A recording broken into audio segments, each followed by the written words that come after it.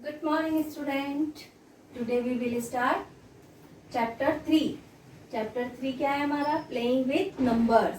इसमें आपको कुछ पॉइंट पहले पढ़ना है, फिर हम एक्सरसाइज स्टार्ट करेंगे. ओके, फर्स्ट पॉइंट है factors. A factor of a number is an exact divisor of that number. Factor क्या होंगे? जो नंबर दिया हुआ है, जो नंबर है उसको पूरी तरह जो डिवाइड करते हैं, जिसमें डिवाइड करने पर रिमाइंडर 0 आता है, वो उस नंबर के फैक्टर कहलाते हैं. जैसे यहाँ पर दिया example 1, 2 and 3 and 6 are exact divisor of 6. 1, 2 and 3 and 6 क्या है? एग्जैक्ट डिवाइजर है किसके? 6 के. तो 1, 2, 3 and 6 आर फैक्टर ऑफ 6. अब इसके बाद नेक्स्ट दिया हुआ है multiples. Multiples, a number is a multiple of each of its factors. Multiples क्या होते हैं? A number is a multiple of each of its factor.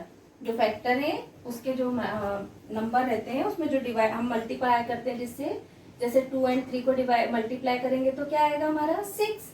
Okay, तो ये क्या हो गया? इसके मल्टीपल हो गए 6 की. आया सभी को समझ में? ये डेफिनेशंस आपको आपकी कॉपी में भी नोट डाउन करना है विद एग्जांपल. अब हम एक्सरसाइज 3.1 स्टार्ट करते हैं. एक्सरसाइज 3.1. एक्सरसाइज 3.1 का क्वेश्चन नंबर 1 है, right all the factors of the following numbers. हमें अलग अलग कुछ नंबर्स दिए हुए हैं और उनके ऑल फैक्टर्स निकाल के बताना है. तो फर्स्ट है 24. 24 के फैक्टर निकालेंगे हम. तो 1 इंटू 24, अगर 1 से हम 24 को डिवाइड करते हैं तो रिमाइंडर कितना आएगा हमारा? 0.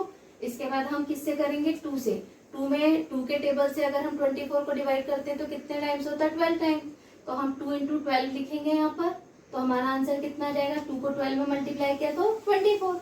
इसके बाद नेक्स्ट 3 इंटू 8, मतलब ये जो नंबर हमें दिए हुए हैं वो उस टेबल में आना चाहिए और उस टेबल से या उस नंबर से पूरी तरह डिवाइड होना चाहिए. तो 3 इंटू 8, 3 8 जा 24, 8 टाइम्स डिवाइड होगा, हमने मल्टीप्लाई करके लिख दिया. अब 24 इज इक्वल टू 4 इंटू 6, तो 4 के टेबल में भी आता है ना. अब इसके बाद किसके टेबल में आएगा? 4 के बाद 5 के टेबल में तो 24 आता नहीं है, 6 के टेबल में आएगा. 6 4 जा 24. फिर उसके बाद 7 के टेबल में भी नहीं आता है. फिर 8 के टेबल में आता है ना. मतलब हम रिवर्स देखिए वापस चलने लगे. तो हम वापस चलेंगे तो 6 के टेबल में आता है, फिर 8 के, फिर 12 के आएगा. 11 के टेबल में आता नहीं है, 9 के टेबल में आता नहीं है ना. तो हम इसको फिर इनको हम करके नहीं बताते. अब हम इसके आगे आंसर्स लिखेंगे. Therefore factors of 24 are 1, 2, 3, 4.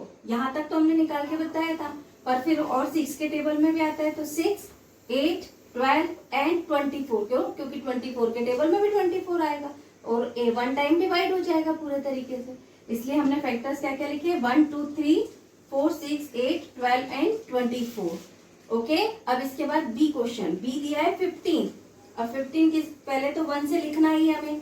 Her factor जो भी है वो 1 से 1 उसका फैक्टर होता है. हर नंबर का एक फैक्टर जो होता है वो 1 होता ही है ना. तो 1 इंटू 15, तो 1 का 50 में मल्टीप्लाई किया. फिर 15 इज इक्वल टू 3 इंटू 5, 3 के टेबल में आता है. उसके बाद फिर किसके? 4 के टेबल में तो आता नहीं है, 5 के टेबल में आता है. तो अब हम फिर 5 का नहीं लिखेंगे ना. अब हमने आगे क्या लिख दिया? देयरफॉर फैक्टर्स ऑफ 15 आर 1, 3, 5 और 5 के बाद डायरेक्ट किसके टेबल में आता है? वो 15 एंड 15 ये हम लिख के शो कर देते हैं. इसके बाद 21, तो 21 का करा तो 1 इंटू 21, फिर 3 इंटू 7, फिर किसके टेबल में आएगा? 7 के टेबल में. तो मैं डायरेक्ट आंसर क्या लिखेंगे? Therefore factors of 21 are 1, 3, 7 and 21. Okay, अब इसके कुछ और क्वेश्चंस हैं, वो मैं आपको होमवर्क में लिख कर देती हूँ. तो आप लोग सॉल्व करना, आपको इजीली बनेगा. पहले आप इसको बार बार वीडियो में देखना, फिर आपको समझ में आ जाएगा और आप करके देखना उसका. ठीक है. अब क्वेश्चन नंबर 1 के मैंने कुछ क्वेश्चंस आपको DEFGH और I, ये आपको 6 क्वेश्चंस मैंने होमवर्क में लिखे हैं. आप फर्स्ट और सेकंड और थर्ड करेंगे ना तो आपको ये इजीली बन जाएंगे. ओके, तो आप ये वाले सॉल्व करके देखेंगे. बहुत इजी है, इसीलिए मैंने आपको 6 दिए हैं, नहीं तो फिर मैं आपको कम देती है ना. आप लोग करके देखना, नहीं तो मैं इसका सॉल्यूशन जब मैं आपको सेंड करूंगी नेक्स्ट लेक्चर में, तब आप उसको मिलाना कि आपका आंसर सही आया या नहीं आया, है ना। अब question number 2, right first 5 multiples of, right first 5 multiples of. हमें कुछ नंबर्स दिए, उनके फर्स्ट 5 मल्टीपल्स लिखना है। अब देखिए 5 मल्टीपल्स हम कैसे लिखेंगे। पहला दिया हमें 5, 1 इंटू 5 5, 2 इंटू 5 5 2 जा 10, 3 5 जा 15, 4 5 जा 20 और 5 5 जा 25। इजी यही है कि इसमें हमको 1 2 3 और 4 5 से मल्टीप्लाई करना है। शुरू के 5 बोले, अगर 6 बोलते तो आगे हम 6 से इस नंबर को मल्टीप्लाई करते जाते और वो इसके ना मल्टीपल्स कहलाते हैं।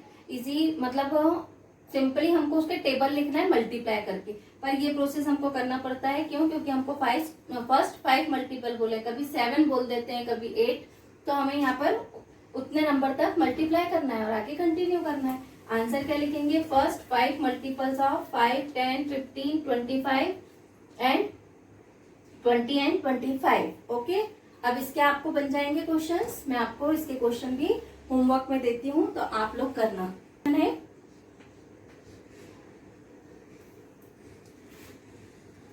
8 और थर्ड है 9। आपको क्या करना है? पहले 1 से 8 को मल्टीप्लाई करना है, फिर 2 से करना है, 2 8 जा 16, फिर 3 से करना है, फिर 4 से एंड 5 से, फिर 9 को भी 1 से मल्टीप्लाई करना है, 2 से 3 से। अब बन जाएगा ना आपको इजी। आप लोग करना, फिर मैं आपको इसका जब सॉल्यूशन डालूंगी तो आप लोग उसको एक बार आपके जो आपने करा है सॉल्व उससे मैच कर लेना। ओके, अब हम नेक्स्ट क्वेश्चन सॉल्व करते हैं। अब क्वेश्चन नंबर 4, क्वेश्चन नंबर 4 है find all the multiples of 9 up to 100। मतलब 9 के मल्टीपल्स लिखने हमको कहाँ तक लिखना है? जब तक उसमें 100 तक हम या 100 के नियरेस्ट तक नहीं पहुंच जाते। तो हम 9 के मल्टीपल्स सॉल्यूशन में क्या लिखेंगे? Multiples of 9 up to 100। तो 9 1 जा 9, 9 2 जा 18, 9 3 जा 27, 9 4 जा 36, 9 5 जा 45, 9 6 जा 54, 9 7 जा 63, 9 8 जा 72, 9 9 जा 81, 9 10 जा 90, है ना। यहाँ 90 तक हो गया। 9 11 जा 99। हम 100 के नियरेस्ट पहुंच गए। 100 तो आएगा नहीं, क्योंकि अब 9 को 12 से मल्टीप्लाई करेंगे तो 100 से बड़ी डिजिट हो जाएगी। इसलिए हमको कहाँ तक सिर्फ पहुंचना था? 100 तक। तो हमने 9 11 जा 99 करा। इसके बाद all the multiples of 9 up to 100 are, मतलब कहाँ तक के लिखना था? 100 तक के। तो हमने ये मल्टीपल लिख दिए। क्या करा हमने? 1 2 3 मतलब 9 का टेबल लिखा है पूरा। उसके बाद हमको 100 तक पहुंचने के लिए बोला था या 100 तक बताना था, तो हमने 9 11 सा करके और यहाँ पर हमने उसका पूरा आंसर लिख दिया। ये हमारा आंसर आ गया। ओके, अब मैंने आपको क्वेश्चन नंबर 3 नहीं करवाया है। क्यों? क्योंकि question number 3 match the column में मैं उसकी आपको पिक सेंड करूंगी, आपको इजीली समझ में भी आ जाएगा और मैं उसका सॉल्यूशन भी दूंगी आपको साथ में क्वेश्चन के साथ। तो आप वो अपनी फेयर कॉपी में नोट डाउन कर लेना। Okay, thank you student.